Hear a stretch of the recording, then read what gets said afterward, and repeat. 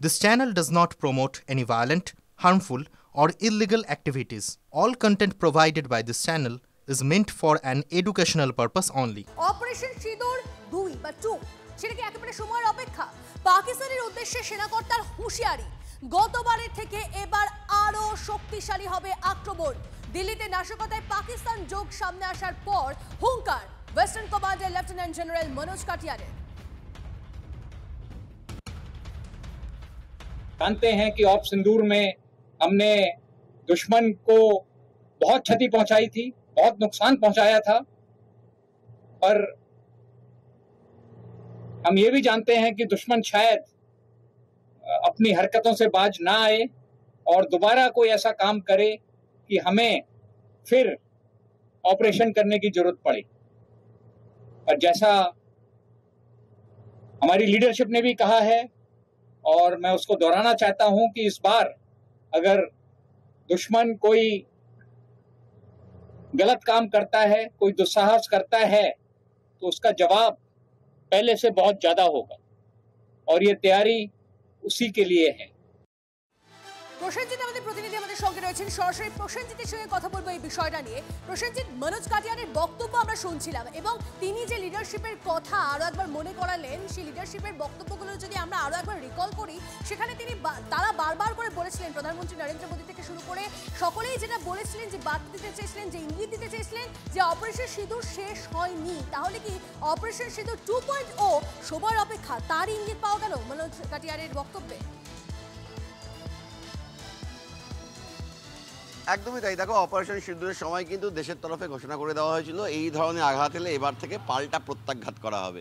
Operation সিঁদুরে পাকিস্তানকে দুরমুশ করে যোগ্য জবাব দিয়েছিল ভারত, কিন্তু তারপরেও যে এই ধরনের ঘটনাগুলো ঘটাতে সে দেশের আশ্রিত মদতপুষ্ট এই ধরনের জঙ্গি মডেলগুলো ভারত বিরোধী কাজ করতে ছাড়ছে না, তার প্রমাণ দিল্লির ওই বিস্ফোরণ। কারণ সেই বিস্ফোরণ কাণ্ডে একাধিক ক্ষেত্রে পাকিস্তানের যোগ মিলেছে এবং যে কারণেই কিন্তু ওয়েস্টার্ন কমান্ডের তরফ থেকে পরিষ্কার করে আরও একবার সতর্কবার্তা দিয়ে দেওয়া হলো যে অপারেশন সিঁদুর শেষ হয়ে যায়নি এবং আবারও যদি আঘাত আসে পাল্টা প্রত্যাঘাত, এবং তা আগের তুলনায় আরও সজোরে সেই প্রত্যাঘাত হবে। এবং শুধু ওয়েস্টার্ন কমান্ড নয়, দেখো আমরা দেখেছি গতকালকেই শিলিগুড়িতে কিন্তু বৈঠক হয়েছে বিভিন্ন নিরাপত্তা বাহিনীগুলোর।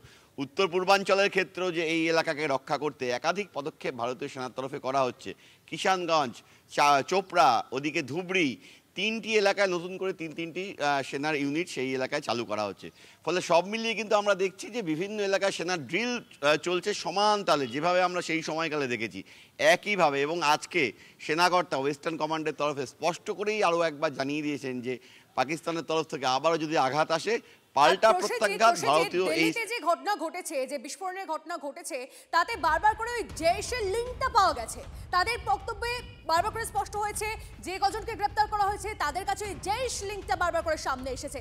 অর্থাৎ দিল্লিতে পুরোটাই যে প্রি প্ল্যান ছিল, নাশকতার ছক ছিল, এই যে পাকিস্তান বারবার নেপথ্যে এই বিষয়গুলো নিয়ে এখন অবধি একটা অস্থির পরিস্থিতি তৈরির চেষ্টা করছে ভারতে, সেটা বারবার করে পরিষ্কার হয়ে যাচ্ছে।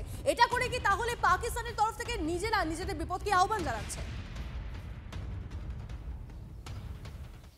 নিঃসন্দেহে। দেখো, দিল্লির বিস্ফোরণ কাণ্ডের তদন্তে একাধিক ইন্টেল ভারতের কাছে রয়েছে এবং যাতে দেখা যাচ্ছে পরিষ্কার পাকিস্তানের তরফ থেকেই, সে দেশ থেকেই কিন্তু বেশ কিছু পরিকল্পনা, এবং সেই পরিকল্পনার অঙ্গ হচ্ছে ওই দিল্লি বিস্ফোরণ কাণ্ড। এই কাণ্ড হঠাৎ করে পরিকল্পনা করে কোনো বিস্ফোরণ নয় এবং এই ধরনের ঘটনা অতীতে বারবার পাকিস্তানের জঙ্গি গোষ্ঠীগুলো ঘটিয়েছে। ভারত বারবার কিন্তু বড় দাদা হিসাবে বলতে চেয়েছে যে আগবাড়িয়ে আঘাত করতে এসো না, প্রত্যাঘাত করব, কিন্তু শোনেনি পাকিস্তান। অপারেশন সিঁদুরের পর পাকিস্তান কার্যত ভাতে মরার পরিস্থিতি হয়েছিল। তারপর নতুন করে কিন্তু তারা বলেছে যে না, আমরা শান্তির পক্ষে যেতে চাই, ভারত আমাদের পাশে থাকুক। আবার এ কথাও আমরা শুনেছি ভারতকে গুড়িয়ে দেবো, পাল্টা আমরা ভারতকে চুরমার করে দেবো। অর্থাৎ পাকিস্তানকে ভাবে বোঝানোর চেষ্টা হলো, পাকিস্তান কিন্তু বাগ বানেনি, যে কারণেই কিন্তু আজকে আবারও তাদের বিপদ নিজেরাই আহ্বান করেছে বলেই মনে হয়।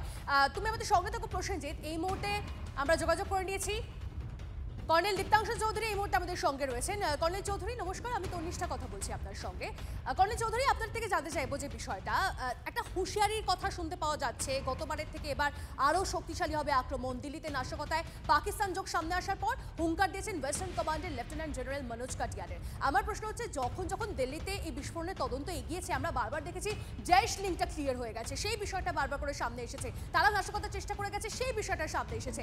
এটা করে কি তাহলে আদতে এই পাকিস্তান নিজের বিপদকে নিজেই আহ্বান জানালো? দেখুন, আমরা যে বাংলা একটা চলতি কথায় বলি, একটি প্রাণীর ল্যাজ সবসময় সোজা করতে চাইলেও সোজা হয় না।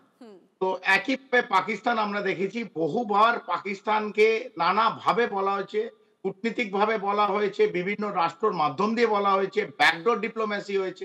তারপর যখন কিছুই কাজ করে না তখন সামরিক শক্তিও বিভিন্ন সময় পাকিস্তানের ওপর ব্যবহার করা হয়েছে এবং পাকিস্তান জানে যে ভারতের সামরিক বাহিনী যখন সামরিক শক্তি ব্যবহার করে পাকিস্তানের কি অবস্থা হয়। সেটা 1971 থেকে 48, 71, কার্গিল অপারেশন, বিভিন্ন সময় এবং বাংলাদেশে যখন সেই সময়ও পূর্ব পাকিস্তানের মানে ইস্ট পাকিস্তান যদিও নাম ছিল, পাকিস্তানেরই সামরিক বাহিনী ছিল। তো একইভাবে আমরা বিভিন্ন সময় দেখেছি এবং অপারেশন সিন্দুর যেটা 3 দিনের মধ্যে হাঁটু গেড়ে পাকিস্তানকে বসিয়ে দিয়েছে। কিন্তু পাকিস্তান এই সহজ কথাগুলো, সহজ ভাষা বোঝে না।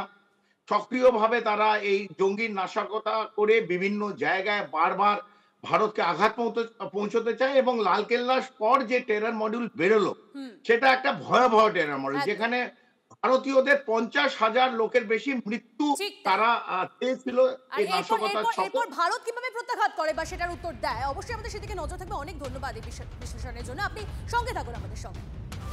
আর এই পরিস্থিতিতে চিকেন স্নেক, সেদিকেও নজর রাখতে হবে আমাদের, কারণ চিকেন স্নেকের নিরাপত্তা চূড়ান্ত সতর্ক কেন্দ্র। শিলিগুড়িতে উচ্চ পর্যায়ের বৈঠকে ভারতীয় সেনা, এনআইএ, রাজ্য পুলিশ, বিএসএফ, এসএসবি, এসআইআর আবহে ও বাংলাদেশের পরিস্থিতির কথা মাথায় রেখে বৈঠক।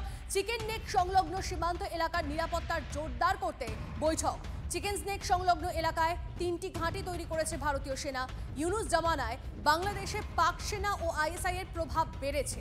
বাংলাদেশে পাক ঘনিষ্ঠ জঙ্গি গোষ্ঠীগুলির তৎপরতাও বেড়েছে।